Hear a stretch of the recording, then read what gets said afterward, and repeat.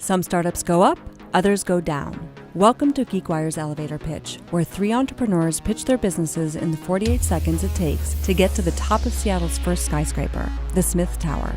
Over the course of 9 episodes, we'll narrow the field from 27 entrepreneurs to 1 winner. In this episode of Elevator Pitch, presented by Smartsheet, we'll hear from 3 startup founders as they pitch their emerging businesses to our panel of leading investors and entrepreneurs. Stephen Branstetter, an angel investor and vice president at Smartsheet. He caught the entrepreneurial bug in college and sold his first startup to Active Network. Heather Redman, power broker and former Getty Images executive, who cuts deals as the managing director of venture capital firm Flying Fish Partners.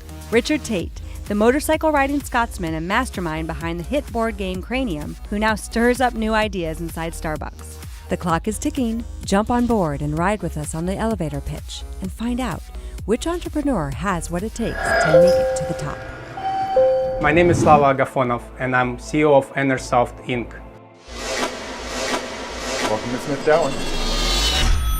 As renewable energy transition is happening right now, car manufacturers and utility services have a lot of data that they can analyze, but it's a very tedious process, and usually people build tools like in MATLAB and in Excel, and they waste a lot of time. So our cloud analytics platform, similar to Tableau, is helping them to extract insights from the data. It analyzes petabytes of this performance data from different batteries, different chemistries, and helps them to make better decisions, to cut costs, and to produce more reliable energy storage. Our company has machine learning and artificial intelligence in it, so we can help these people to produce better energy storage.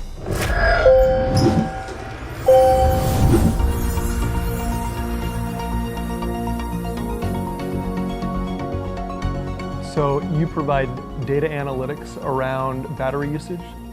Yes, we provide battery analytics, energy storage analytics, any energy storage. It can be capacitors, ultracapacitors, flow batteries. And the main goal is to extract humans from the loop with artificial intelligence. So the agent actually helps people to predict capacity, predict your battery lifetime. Think about batteries in your everyday life. You start in the morning, you have alarm clock probably with battery. Your watch has battery, your phone, your car probably if you have Tesla or any hybrid. Everything is connected to batteries, and this industry is growing quite a bit. Right now it's $20 billion, and it will be $50 billion just in 5 years, and Bloomberg predicts it will be $500 billion by 2050. Do you have customers? Yes, we have customers. The biggest customer so far is Microsoft. They do batteries for Surface Books Pro, and HoloLens devices. So how are they using the product?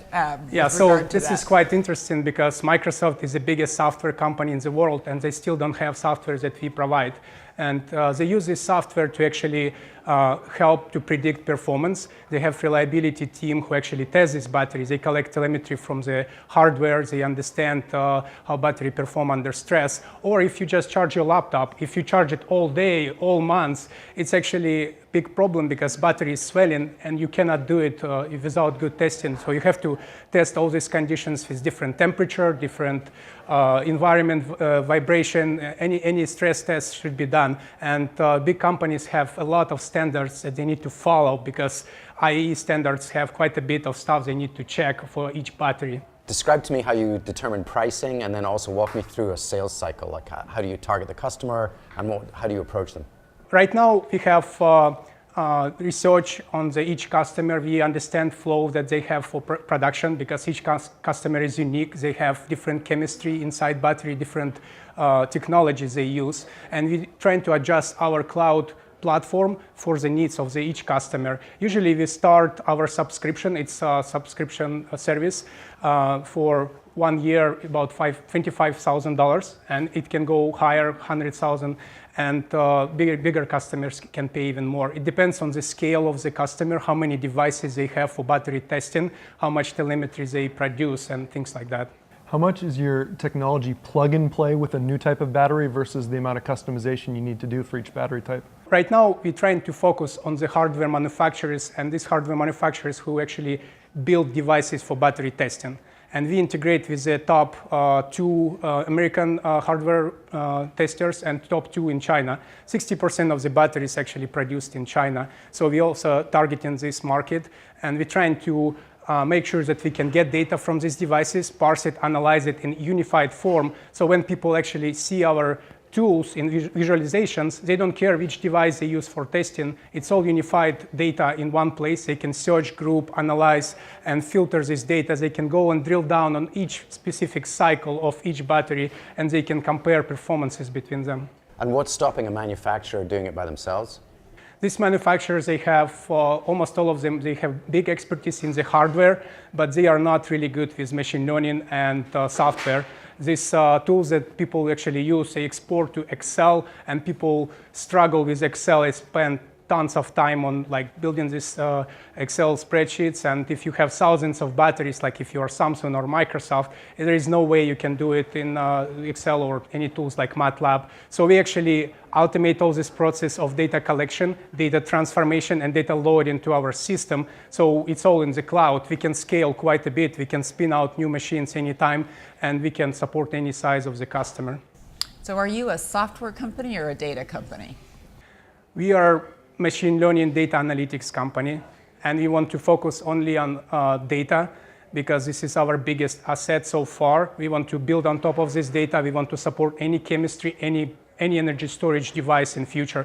So if you want to support grid, for example, if bigger companies want to balance the grid, they still need battery at nighttime. So we can support data from these big grid batteries, and we can actually analyze it and help them to improve this performance. Some of these batteries were deployed, and lifetime of the battery is 10 years, but they actually tested these batteries only for 1 year max. So they don't know this battery, how it will behave in 9 years from now. So did I hear that correctly, that these companies already get the data and could analyze it in a different way, but they unify the data collection and the analysis? Is that what you all heard? Yeah, I'm not sure about the data collection. Certainly the analysis, and then I think they're giving insights based on their AI tools. So they're trying to do some predictive analytics as well as analytics based on the existing data. And I think they're planning on unifying that into a platform where they can, make recommendations about what, storage to use for this application or that application. I have a lot of energy experience as well as being an investor in AI, so this was, something that I feel like I get. He's correct that this whole battery storage issue, is huge, and particularly in the electricity sector. So I think it is a sensible place for him to be, and I think the issue on the testing hardware is that if you're a company that is building, batteries, you want to be agnostic as to whose testing hardware you're using, so that it does make sense to have one uniform platform that can take all the data regardless of what testing apparatus you're using. I'm still not sure that there isn't another analytics product that can do this as well. I mean, what is so special about battery data that you can't, run it through a different software system with its own algorithms? Because really the problem in AI is not the algorithm, it's always, do you have the data, right? So do they have any kind of way to create lock-in on the data here? I love the focus. So, I always love when I hear an entrepreneur say, this isn't the customer, this is the problem we're trying to solve. And he is lasered in on one of the biggest opportunities around reusable energy, I think. I would love to have seen him talk a little bit more about the use of competitive comparison data, because I think if you aggregate across all of these manufacturers, but you can give insight into how is your battery actually performing versus competitors and what improvements could you make, I'm sure that will be something that will evolve for them. But I was struck by the clarity of focus and the problem they're going after. In terms of competitive differentiation, I agree with you. I don't think that was clear enough. But I love the focus on a particular business and customer set.